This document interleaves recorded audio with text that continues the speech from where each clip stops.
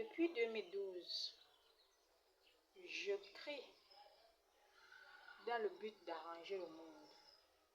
J'écris en disant que Dieu m'a mandaté pour diriger le monde. Et donc,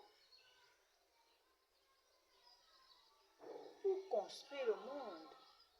Alors, c'est un langage philosophique, c'est un langage simple.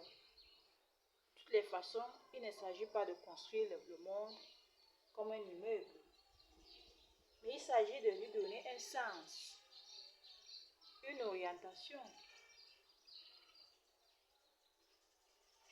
C'est ça qu'on appelle construire le monde. En 2012, quand je suis détectée Seigneur gêné, dans une séance de travail avec mes patrons, en ce temps-là, j'avais frappé la main sur la table parce que justement j'avais constaté que quand je parlais, on ne se rendait pas compte que j'étais la parole, la bouche la mieux autorisée. Et à chaque fois que je parlais, il y avait des oppositions. Pourtant, j'étais la lumière. C'est pourquoi il a fallu s'arrêter un temps soit peu pour véritablement vérifier qui je suis. Qui suis-je, en d'autres termes. Après vérification au Cameroun, si quelqu'un nie, ça veut dire tout simplement qu'il est malhonnête. Personne ne devra nier de ma nouvelle identité. Mais c'est regrettable de constater qu'après cette vérification, nous n'arrivons pas concrètement à rendre cette installation officielle bénéfique même.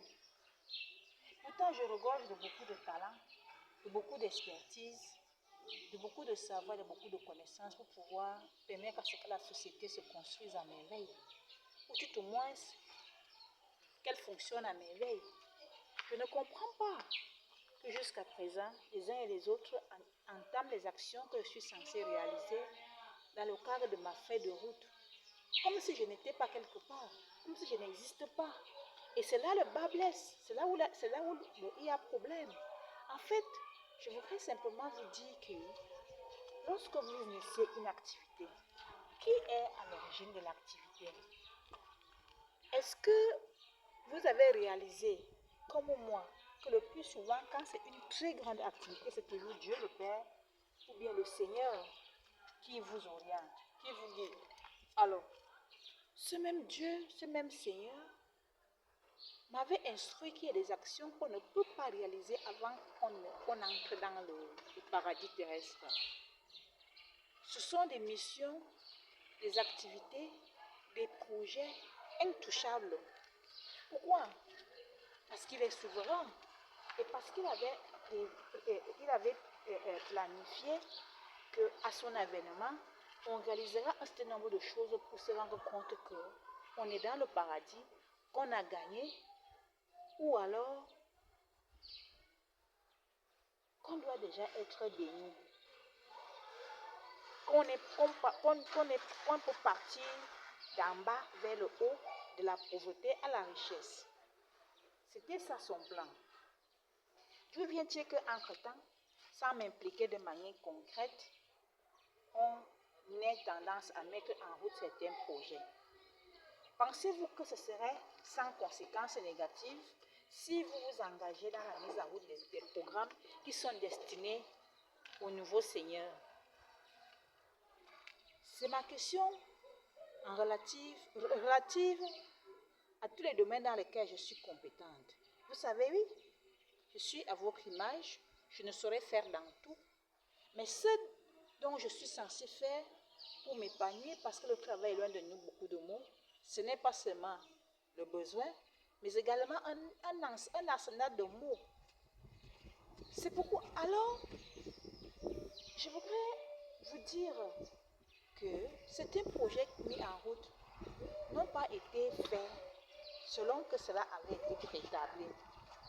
Prenons le cas de la mutualisation du système de santé. Le système de santé, la prise en charge sanitaire ne saurait être mutualisée en Afrique au Cameroun sans l'implication effective du nouveau Seigneur. Pourquoi? Parce que c'est à travers un tel projet que le nouveau Seigneur pourra démontrer la pérennisation des actions entamées avant la découverte de son nouveau titre. Le nouveau Seigneur a passé son temps à travailler dans la santé communautaire.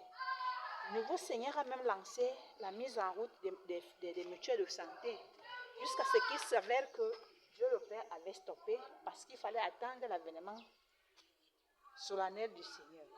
Maintenant, s'il faille qu'on lance les mutuelles de santé de manière vraiment opérationnelle, si on n'implique pas le nouveau Seigneur, je crains personnellement que nous soyons en train de faire quelque chose qui va emporter les têtes. Oui, j'ai appris à comprendre comment Dieu le Père fonctionne. C'est la même chose avec quel autre projet? Des projets liés à la protection de la nature. Oui, à chaque fois, on nous avait dit que c'est ceci ou cela qui est à l'origine de cela. C'est ceci qui est à l'origine du séisme du mont Cameroun, c'est ceci qui est à l'origine du lac Nyos, et ainsi de suite. Avec l'avènement du nouveau Seigneur, nous devons lancer des programmes un peu plus dignes, un peu plus vrais, pour rechercher des solutions face à ces phénomènes. C'est également le cas de l'économie sociale et solidaire. L'économie sociale et solidaire ne peut pas réussir dans un contexte de mensonges. Dernièrement, nous étions parlé de congrès à cet effet et une parole avait été dite comme quoi c'est l'économie sociale et solidaire qui doit enrichir le Cameroun. C'est possible, mais comment? Je dis bien c'est possible, mais comment? Pouvons-nous mettre en route des institutions sans s'assurer que le maître qu'on attendait est véritablement impliqué? Mais il savait d'ailleurs que c'est une personne. Jésus est à l'image de vous tous, qui avez des jambes, des pieds, des oreilles, la bouche. Et alors, est-ce que Jésus ou son institution est véritablement impliqué dans la mise en route des activités que vous avez initiées entre-temps pour aider l'Afrique, pour aider le Cameroun particulièrement à se relever? Nous avons dit c'est le temps de l'Afrique. Nous l'avons encore répété dernièrement pour parler du Congrès, c'est le temps de l'Afrique. Mais comment est-ce que l'Afrique, de manière concrète, va mettre en vigueur, va exploiter son temps? Serons-nous capables de nous organiser de telle enseigne que nous réalisons des projets avec succès? Ou alors, voulez-vous qu'on continue à agir comme des gens qui ne maîtrisent pas de quoi il est question? La crainte de Dieu étant le commencement de la sagesse, je vous invite tous à revenir vers moi, car je suis le chemin, la vie et la vérité. Voilà ce que je peux vous dire aujourd'hui. J'espère que vous allez suivre attentivement plusieurs fois ce message et que, en dehors de ce que j'ai eu à dire, vous prendrez la peine d'être simple et de comprendre que le monde a changé.